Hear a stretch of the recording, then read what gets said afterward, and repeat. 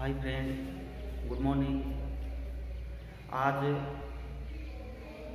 मैं सोमवीर पवार, व्याख्याता इतिहास।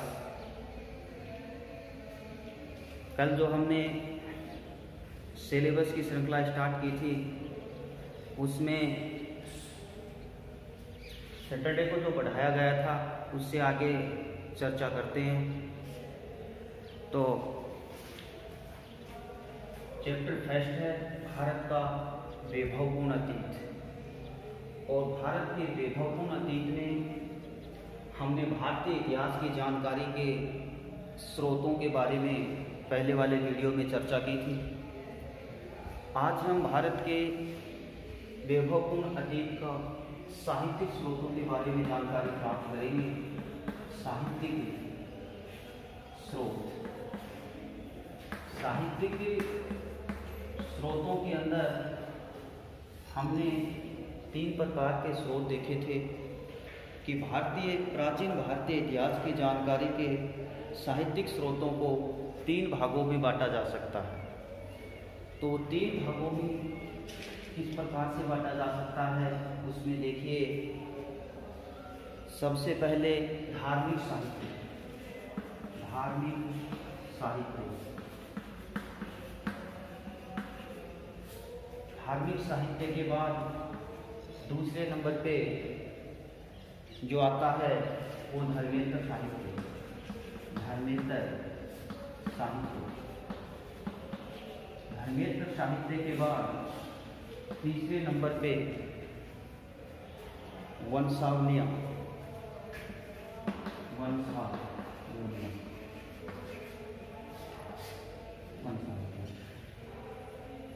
तो स्टूडेंट, भारतीय इतिहास की जानकारी के साहित्यिक स्रोतों में को 3 भागों में बांटा जा सकता है।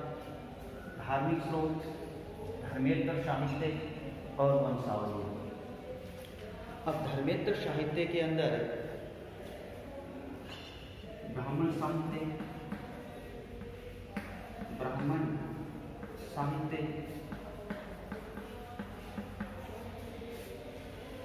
ब्राह्मण साहित्य के बाद बौद्ध साहित्य,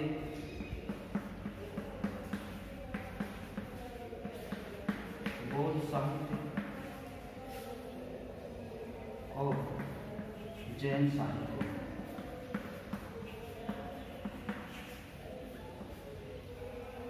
इन धार्मिक साहित्य के अंदर जो हम 12वीं के बुक में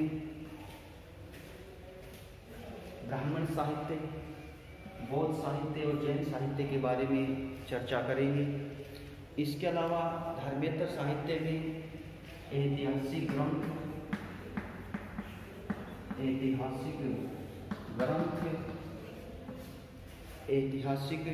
ग्रंथ, विशुद्ध साहित्यिक ग्रंथ, विशुद्ध साहित्यिक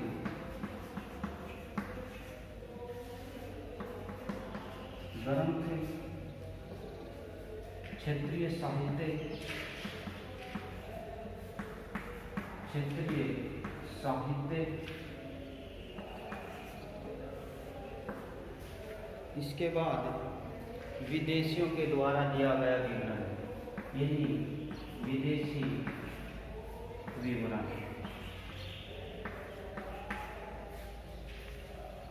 धर्मेंद्र साहित्य के अंदर ऐतिहासिक ग्रंथ, विशुद्ध साहित्यिक ग्रंथ, क्षेत्रीय साहित्य और विदेशियों के विवरण को शामिल किया जाता है। और वंशावलियों के अंदर इतिहास के स्रोत के रूप में, इतिहास के स्रोत के रूप में, तो फर्स्ट चैप्टर है। फर्स्ट चैप्टर के अंदर भारतीय इतिहास की जानकारी के पुरातात्विक और साहित्यिक स्रोत। पुरातात्विक स्रोतों को पुरालेखीय स्रोत भी कहा जाता है। साहित्यिक स्रोतों की हम चर्चा कर रहे हैं और साहित्यिक स्रोतों को अध्ययन की सुविधा की दृष्टि से 3 भागों में विभाजित किया गया है, जिसमें धार्मिक साहित्य, धर्मेंद्र साहित्य और वंशावली। धार्मिक साहित्य के अंतर्गत ब्राह्मण साहित्य, बौद्ध साहित्य और जैनियों के द्वारा प्राप्त साहित्य। धर्मेतर साहित्य के अंदर ऐतिहासिक ग्रंथ वगैरह मिलते हैं, जिसमें कौटिल्य का शास्त्र, कलहण की राजतरिंगणी, क्षेमेंद्र की वृत्तकथा मंजरी, इस प्रकार से विशुद्ध साहित्य ग्रंथ हैं। क्षत्रिय साहित्य, जो क्षेत्रीय भाषाओं के अंदर अपने अपने क्षेत्रवाइज जो साहित्य लिखा गया, और विदेशियों में जैसे चीनियों के द्वारा, तिब्बती इतिहासकारों के द्वारा, अरबी इतिहासकारों के द्वारा जो अपना यात्रा वृत्तांत दिया गया, उसका धर्मेतर साहित्य के अंदर समाहित किया गया है। इसके अलावा वंशावलियाँ, जैसे इतिहास के बारे में एक इतिहास को जानकारी के स्रोत हैं। अब हम इनमें ये चीज़ें तो हमने पढ़ी हैं, अब इनको डिटेल से पढ़ते हैं। सबसे पहले धार्मिक साहित्य के अंदर हम ब्राह्मण साहित्य को लेते हैं कि ब्राह्मण साहित्य के अंदर क्या है। देखो, धार्मिक साहित्य और धार्मिक साहित्य के अंदर ब्राह्मण साहित्य।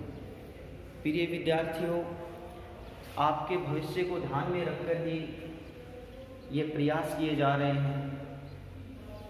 तो देखते हैं ब्राह्मण साहित्य। इस साहित्य में सबसे प्राचीन ग्रंथ वेद है। इस साहित्य के अंदर, इस साहित्य के अंदर सबसे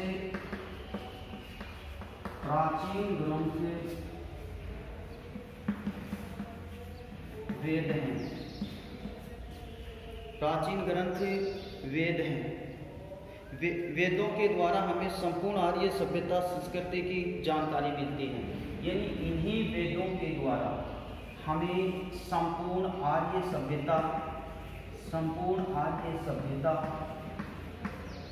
एवं संस्कृति की जानकारी मिलती है। संस्कृति की जानकारी मिलती है। यानी वेद क्या हैं? वेद ब्राह्मण साहित्य के अंतर्गत आते हैं। वेद है वो ज्ञान के अथाह भंडार है, विपुल भंडार है। वेदों के द्वारा आर्य और संस्कृति, यानी आर्य लोग कब आए, कहाँ से आए, कहाँ के थे, कहाँ रहे, उनकी संस्कृति किस प्रकार की थी, उनका खान पान कैसा था, रहन सहन कैसा था, इन तमाम बातों की जानकारी है वो वेदों के द्वारा हमें प्राप्त होती है। यानी आर्यों से संबंधित जानकारी है वो किनसे मिलती है? वेदों के द्वारा हमें मिलती है। इतनी बात समझ में आई? वेद है वो ज्ञान के समृद्ध भंडार है।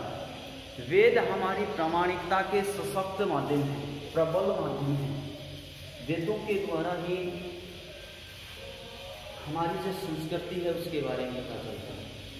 वेदों की संख्या, अब देखिए, वेदों की संख्या है वो 4। कितनी है? 4 बताई गई। वेद कितने हैं? 4। कौन कौन से हैं वो पहले वाले वीडियो में भी हमने चर्चा की थी और अभी फिर से देखते हैं। वेद कितने हैं? 4। सबसे पहले ऋग्वेद। कौन सा वेद आता है? ऋग्वेद। समझ में आ रही है ना बात? ऋग्वेद के बाद में जो वेद आता है वो आता है सामवेद। कौन सा वेद आता है? सामवेद। सामवेद के बाद में जो वेद आता है यजुर्वेद। यजुर्वेद। और अंत में जो वेद आता है चौथे नंबर का अथर्ववेद। बोर्ड परीक्षा में क्वेश्चन पूछा जाता है वेदों से संबंधित। कई बार सीधा भी क्वेश्चन पूछ लेते हैं कि वेद कितने हैं। तो इन वेदों को ध्यान में रखना है, ऋग्वेद, सामवेद, यजुर्वेद और अथर्ववेद। इतनी बात समझ में आई? थोड़ा सा इस पर टिप्पणी डाल लेते हैं कि वेद, देखिए वेद शब्द की उत्पत्ति है।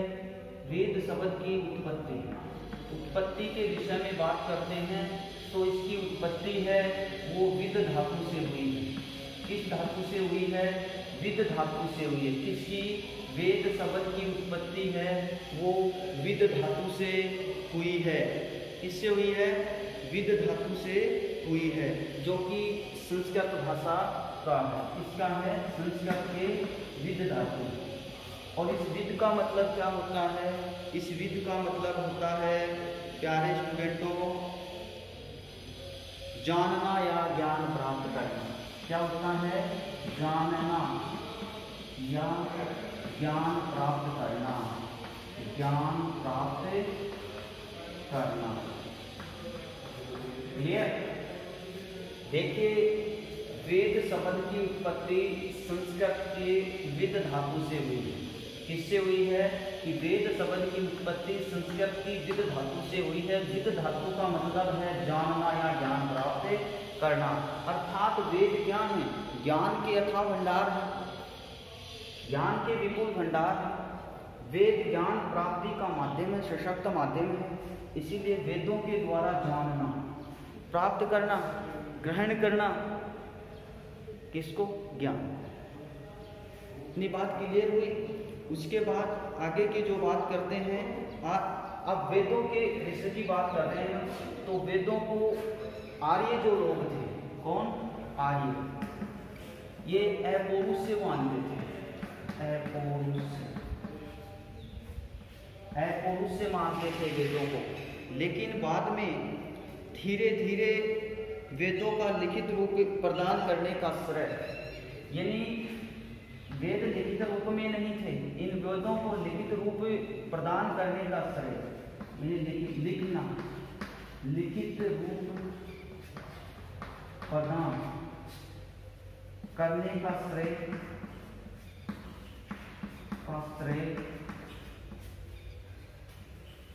कृष्ण देवपायन,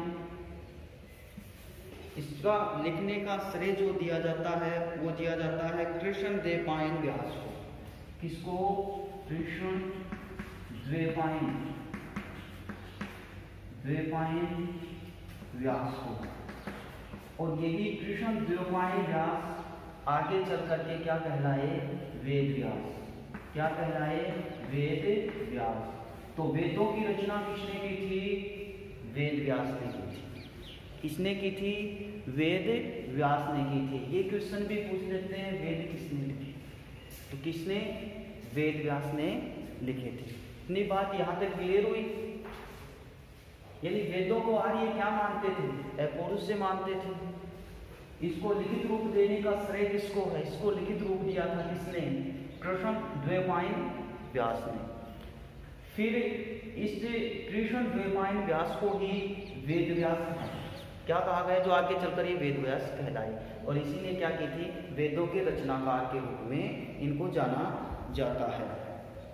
अब आगे जो हमने 4 वेद पढ़े हैं, इन 4 वेदों में हम डिटेल से चर्चा करेंगे।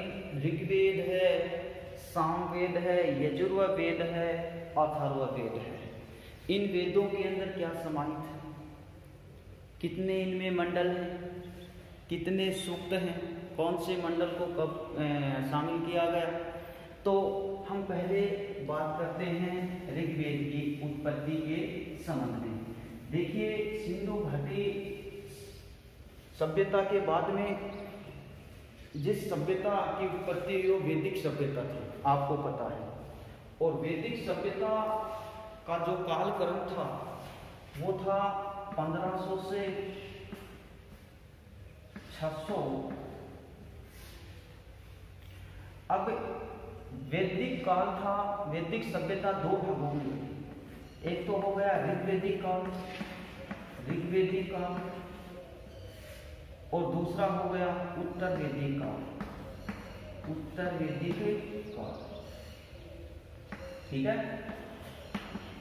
तो ऋग्वैदिक काल का जो समय था वो था 1500 से 1000 ईसा पूर्व। और उत्तर वैदिक काल का जो समय था वो था 1000 से 600 ईसा पूर्व। यानी 600 ईसा पूर्व के बाद में आधुनिक काल स्टार्ट हो जाता, अर्थात हर्ष का समय आ जाता, हर्षवर्धन का समय आ जाता है। तो ऋग्वैदिक काल तो सबसे पहले जो वैदिक सभ्यता थी, सिंधु घाटी सभ्यता के बाद में जो सभ्यता अस्तित्व में आई वो सभ्यता थी वैदिक सभ्यता। और उस वैदिक सभ्यता के दो भाग हो गए, ऋग्वैदिक काल और उत्तर वैदिक काल। ऋग्वैदिक काल का जो समय था 1500 से 1000 ईसा पूर्व, और उत्तर वैदिक काल का जो समय था वो था 1000 से 600 ईसा पूर्व। ठीक है स्टूडेंट, इतनी बात समझ में आई। अब देखते हैं, अब देखो ऋग्वैदिक काल का समय कितना हुआ, 1500 से 1000 ईसा पूर्व। अब आगे ये देखते हैं ऋग्वेद, यह सबसे प्राचीन वेद है। सबसे प्राचीन वेद के बारे में अगर पूछा जाए एग्जाम के अंदर तो आप करके आ सकते हो कि ऋग्वेद है वो सबसे प्राचीन वेद है। इसमें क्या है, इसमें जो देवता हैं उन देवताओं की प्रशंसा में गाए जाने वाले मंत्रों का संग्रह है। यानी देवताओं की प्रशंसा में, देवताओं की प्रशंसा में, देवताओं की प्रशंसा में, प्रशंसा में देवताओं की प्रशंसा में गाए जाने वाले मंत्रों, गाए जाने वाले मंत्रों का संग्रह है, का संग्रह। ये बात समझ में आई कि देवताओं के लिए जो प्रशंसा करने के लिए गाए जाते थे उन मंत्रों का संग्रह ऋग्वेद के अंदर आपको मिलेगा। किसके अंदर मिलेगा, ऋग्वेद के अंदर मिलेगा। इतनी बात समझ में आ गई। अब देखिए मैंने बताया वैदिक सभ्यता, और वैदिक सभ्यता में ऋग्वेद काल तो 1500 से 1000 अभी बताया था। तो इसका काल है वो कितना है, ऋग्वेद का काल, इसका काल है वो है 1500 से 1000 ईसा पूर्व। इतनी बात समझ में आई। अच्छा, इसमें कुल जो अध्याय हैं, कुल अध्याय हैं वो हैं 64। कितने हैं, 64 अध्याय हैं। मंडल कितने हैं इसके अंदर, मंडल 10 मंडल हैं। सूक्त कितने हैं इसमें, सूक्त हैं इसमें 1028। कितने हैं, 1028। अब आगे देखिए नोट करने वाले बात, इसके अंदर ऋग्वेद का जो 10वां मंडल है, कौन सा मंडल, 10वां मंडल। ऋग्वेद के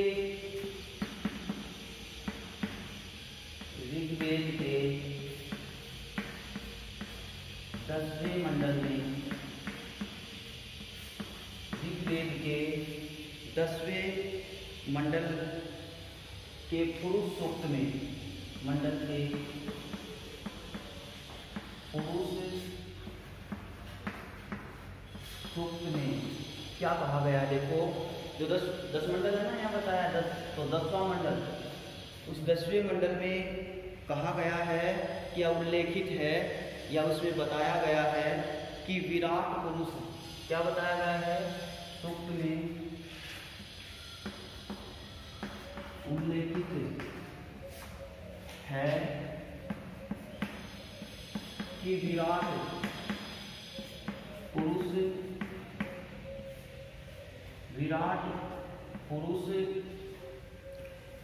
पुरुष के मुख से, मुख यानी मुंह से, इससे मुख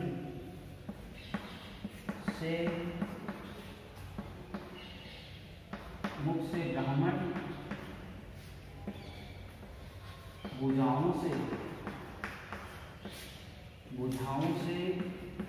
क्षत्रिय,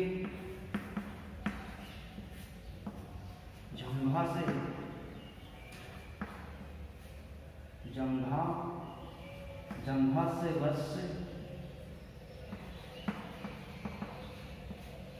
व पैरों से शूद्र की उत्पत्ति हुई,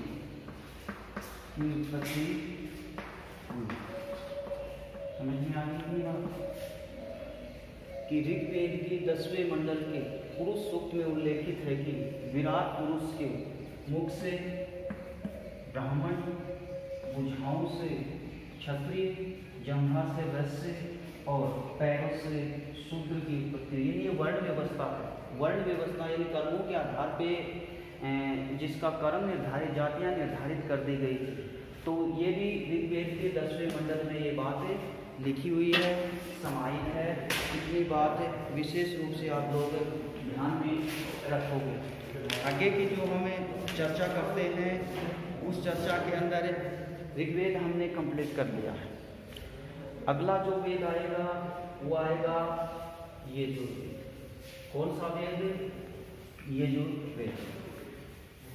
तो यजुर्वेद किससे संबंधित है, इसमें क्या समाहित है, तो अभी बता देते हैं। यजुर्वेद देखिए, यजुर्वेद, यजु का अर्थ यानी यजुर्वेद में जो यजु है क्या है? यजु। और इस यजु का अर्थ क्या है? यजु का अर्थ अर्थात यजु का अर्थ है यज्ञ। क्या है? यज्ञ करना। क्या करना? यज्ञ करना। अर्थात यजुर्वेद में यज्ञ के नियमों, तो ये इसमें क्या है? इसमें यज्ञ के नियमों यानी किस प्रकार से ये करना चाहिए, ये करने के वक्त क्या स्थिति होनी चाहिए,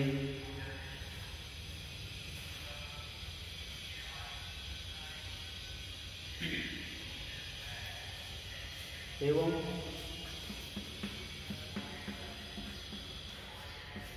विधि विधानों का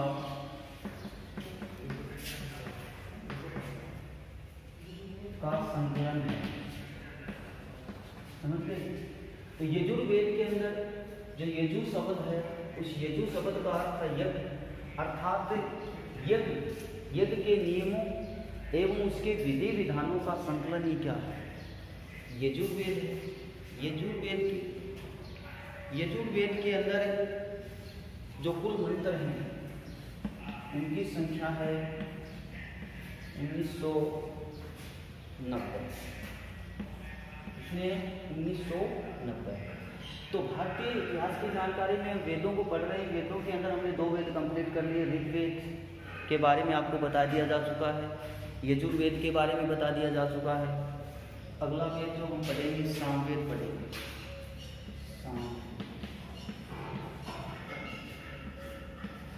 देखिए, सामवेद संगीत क्रियाओं से संबंधित है।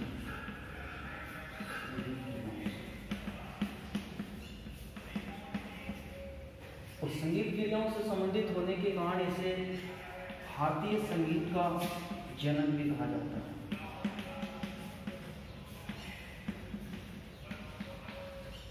सीधा सा क्वेश्चन पूछा हुआ बोर्ड एग्जाम के अंदर कि भारतीय इतिहास के संगीत का जनक कौन से वेद को कहा जाता है, तो वहाँ आपको ध्यान में रखना है सामवेद को भारतीय इतिहास के संगीत का जनक कहा जाता है। इसमें कुल मंत्र हैं वो है 1810।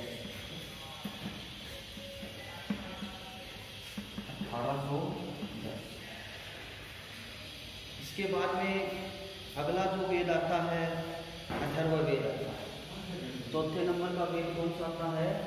अथर्ववेद। अथर्ववेद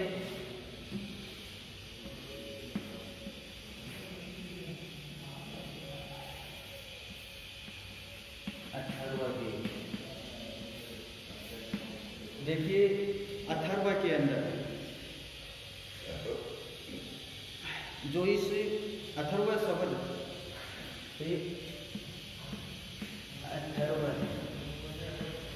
है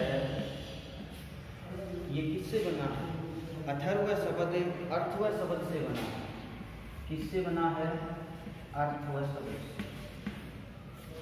इस शब्द से कौन सा शब्द बना है?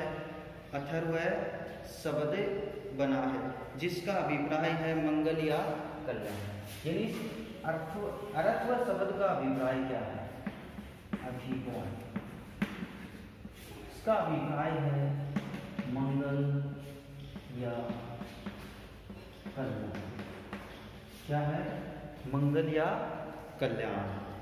इतनी बात समझ में आई? अब देखिए, इसे अंतिम वेद माना जाता है। अथर्ववेद को अंतिम वेद माना जाता है। सही? 3 वेद थे, चौथा वेद बाद में जोड़ा गया था, तो अंतिम वेद ही तो हुआ, जिसके उत्पत्ति का श्रेय किसे दिया जाता है? देखिए, इसे ब्रह्म वेद भी कहा जाता है। कौन सा वेद?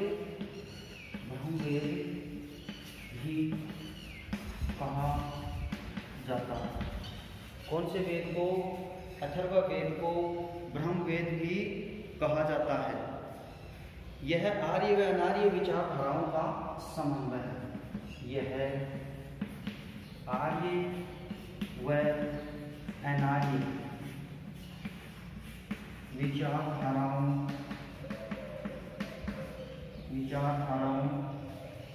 का समन्वय है।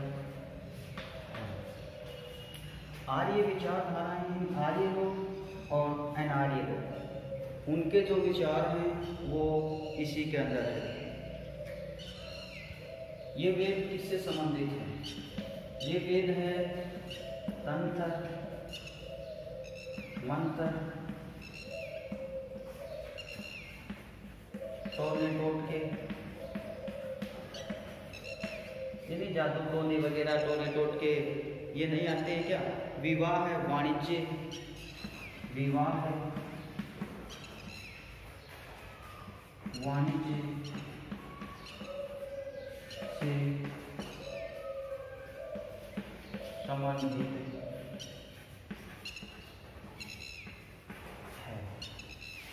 ये हमने 4 वेदों को यहाँ कंप्लीट किया, और उन 4 वेदों के अंदर हमने ऋग्वेद पढ़ा, ऋग्वेद के बाद यजुर्वेद पढ़ा, सामवेद पढ़ा, और सामवेद के बाद में हम लोगों ने सबसे अंत में अथर्ववेद पढ़ा। अथर्ववेद को पता, अथर्व ऋषि ने इसके दृष्टिपात्र रहे। तो वैदिक साहित्य के अंदर वेदों के बारे में हमने पढ़ा। अब आज के लिए फिर इतना ही। वीडियो को ज़्यादा से ज़्यादा देखें, शेयर करें और इसका फ़ायदा उठाएं। आगे कल क्लास इसी टाइम पे होगी, और अब नियमित रूप से क्लासेस लगेंगी। तो 12वीं के जो हिस्ट्री वाले स्टूडेंट हैं वो वीडियो को देखें, और हमारे चैनल SVM जयसिंहवास को सब्सक्राइब करें, लाइक करें और ज़्यादा से ज़्यादा शेयर करें। इन्हीं विचारों के साथ में आज की इस क्लास से तो पूरी होती है। धन्यवाद। जय हिंद, जय भारत।